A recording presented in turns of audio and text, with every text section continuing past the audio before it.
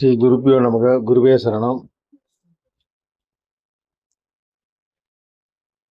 வணக்கம் நண்பர்களே. இது அஸ்ட்ரோகிரி ஃப்ரம் காஞ்சிபுரம். இந்த வீடியோவில் நம்ம என்ன பார்க்க போகிறோன்னா தாராபலன் என்கின்ற நட்சத்திர பலன். தாரானா நட்சத்திரம்.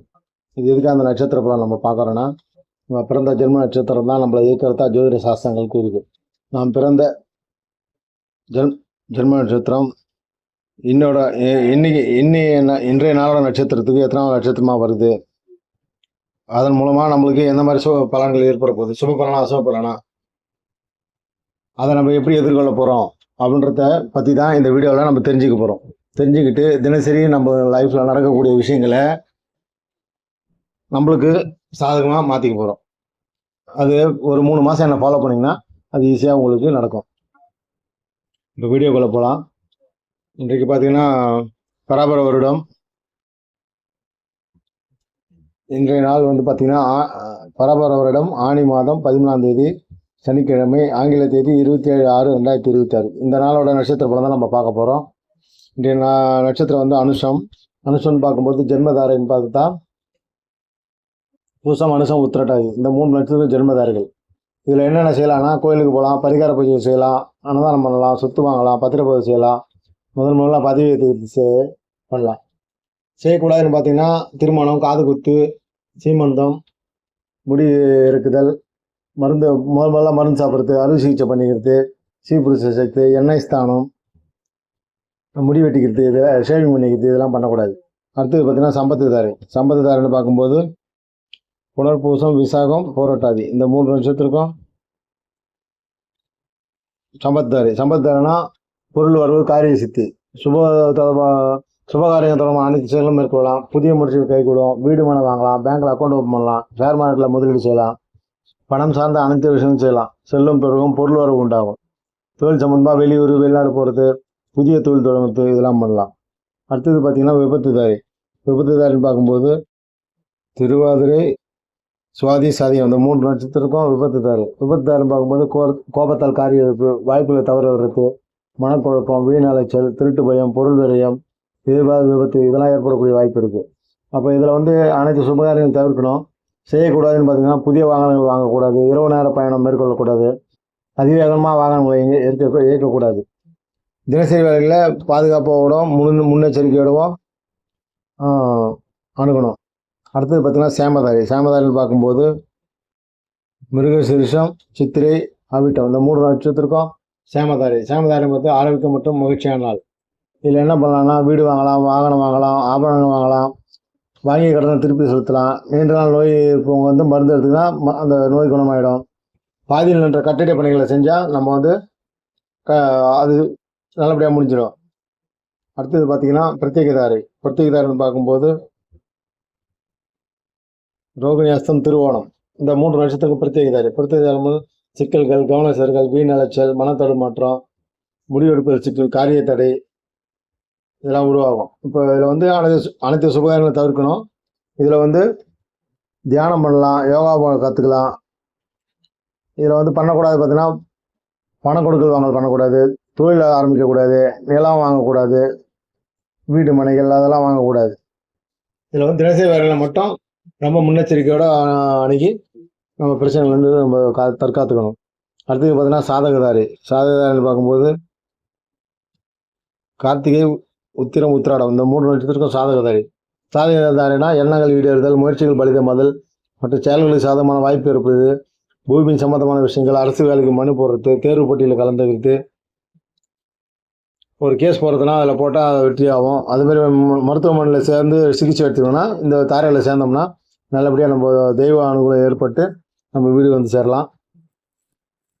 அடுத்தது பார்த்தீங்கன்னா வதைதாரின்னு பார்க்கும்போது பார்த்தீங்கன்னா பரணி, பூரம், பூராடம். இந்த 3 நட்சத்திரக்கும் வதைதாரின்னு பார்க்கும்போது உடலில் சோர்வு, மனதில் எண்ண முடியாத கவலை, பணிகளில் நாட்டம் இல்லாமல் இருக்கிறது, கஷ்டம் தரக்கூடிய நிலை உருவாகும்.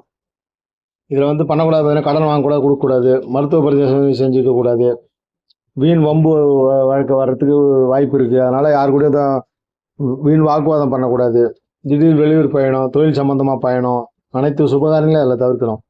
தினசரி வேலைகளை பாதுகாப்பாகவும் முன்னெச்சரிக்கையோடவும் அணுகி நம்ம தற்காத்துக்கணும்.